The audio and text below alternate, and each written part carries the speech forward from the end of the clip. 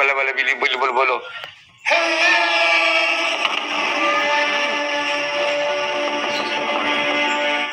Halo Bapak Ibu saudara sekalian, balik lagi bersama saya David Saguna. Saya berharap kiranya Anda semua senantiasa dalam lindungan Tuhan Yang Maha Kuasa dan diberkati dalam berbagai rencana-rencana kehidupan dan juga tanggung jawab.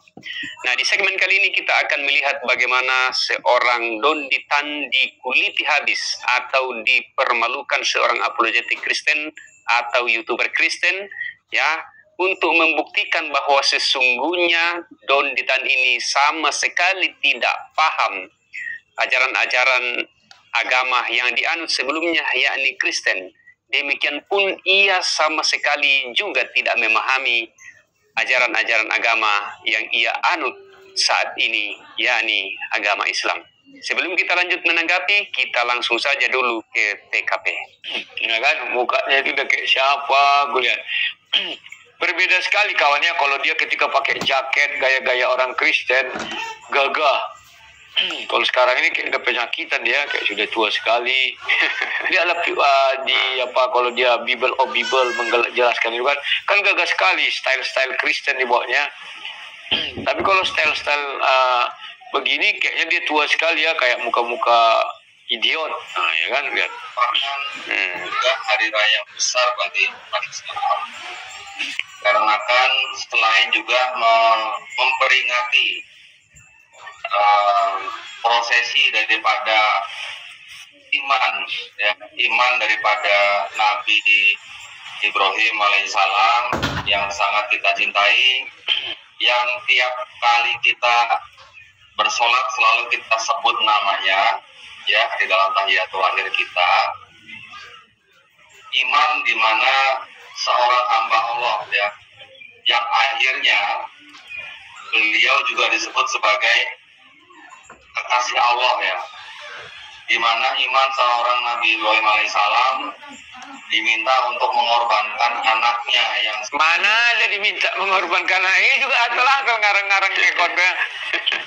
Yang benar ini bermimpi, bukan diminta. Coba kita lihat. Kita lihat dulu ya kawan-kawan ya, itu berdasarkan benar diminta atau bermimpi Quran ya. Dan siapa yang memberi mimpi itu kawan? Ya kita cobalah dulu cari tahu ya. Surah 37 102 kok nggak salah. Surah 102. Sorry ya kawan-kawan ya. Nah ini. Nah, ya. Maka ketika anak itu sampai pada umur buka kurung tutup kurung pada umurnya, sanggup berusaha bersamanya, Ibrahim berkata, "Wahai anakku, sesungguhnya aku bermimpi bahwa aku menyembelihmu. Tidak ada yang memerintahkan dia, tapi dia bermimpi dapat penglihatan bahwa dia menyembelih anaknya. Maka pikirkanlah bagimu pendapatmu." Dia Ismail menjawab, "Wahai ayahku, lakukanlah apa yang diperintahkan. Buka kurung tutup kurung kepadamu, Allah kepada insya Allah engkau akan mendapatiku termasuk yang sabar." Jadi kawan, di sini tidak ada diperintahkan Allah supaya Ibrahim menyembelih anaknya, tetapi dia bermimpi, ya kan? Dan Ismail menjawab. Ismail yang mengatakan apa yang diperintahkan buka kurung tutup kurung ini. Saya jadi bingung di manalah di dalam tulisan ini kalimat Allah ini yang diperintahkan Allah. Ini bahasa Arabnya dia. Apalagi buka kurung tutup kurung. Maka tatkala keduanya telah berserah diri, dia Ibrahim membaringkan anaknya atas pelipisnya untuk melaksanakan perintah Allah. Mana ada perintah Allah? Di manalah? Di sini ayat sebelumnya katanya kan biasanya gitu kan. Coba lihat ayat sebelumnya. Oke.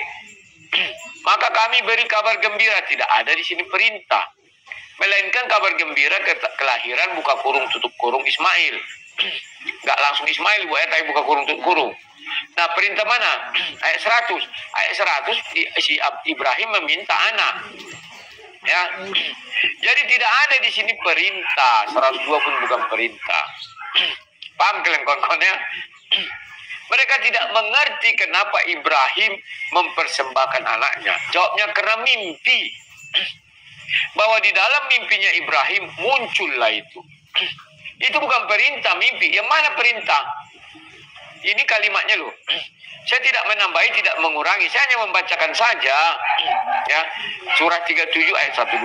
Maka ketika anak itu sampai buka kurung tutup kurung pada umur, sanggup berusaha bersamanya buka kurung tutup kurung, Ibrahim berkata, wahai anakku, sesungguhnya aku bermimpi bahwa aku menyembelihmu. Tidak ada itu perintah Tuhan. Tetapi Ibrahim bermimpi menyembelih. Paham ya? Kemudian si buka kurung tutup kurung Ismail mengatakan, ya laksanakan Bapak, katanya. Ya kan, perintah buka kurung tutup kurung Allah. Unik kawannya.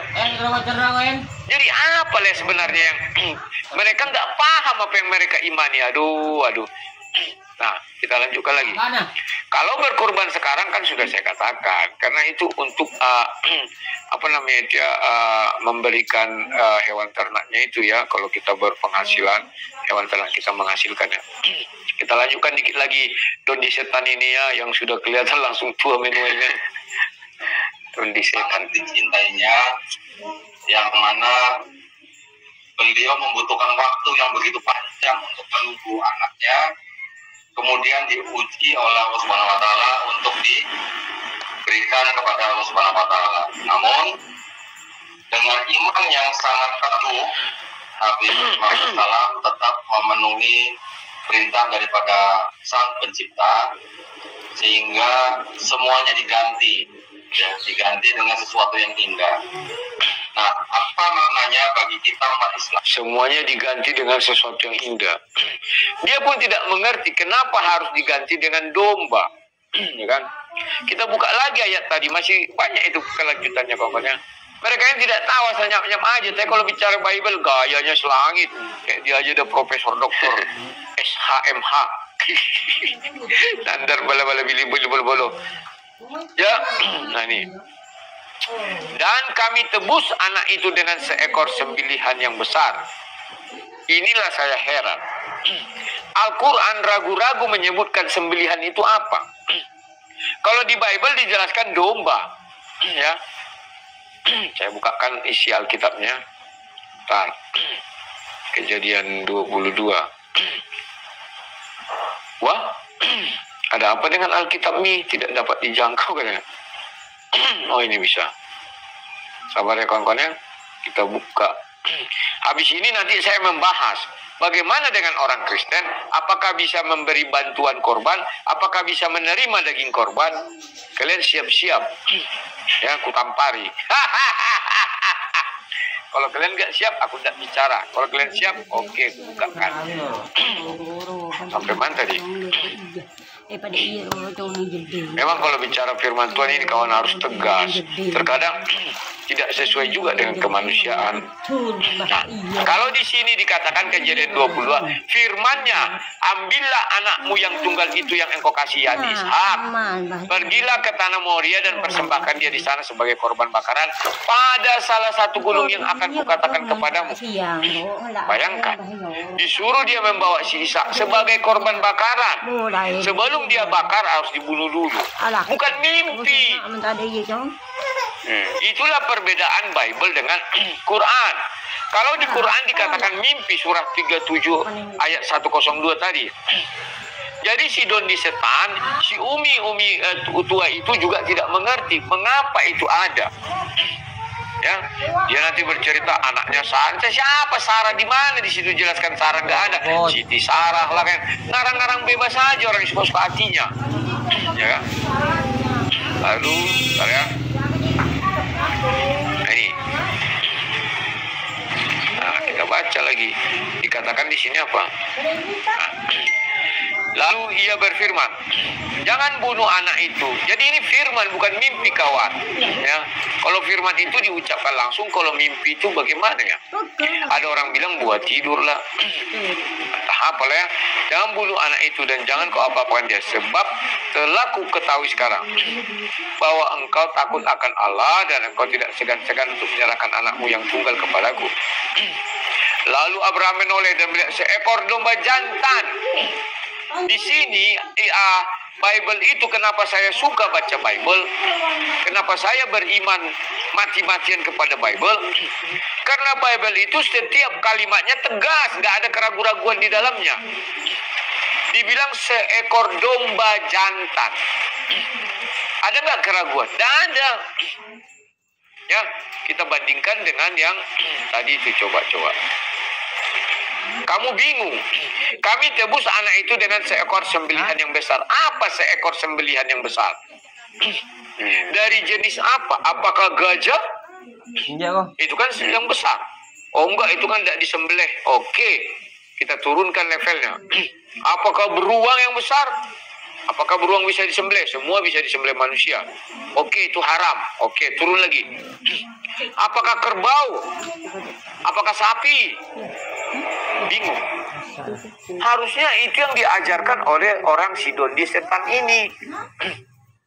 Wah, ternyata Tuhan membuat jadi tebusan.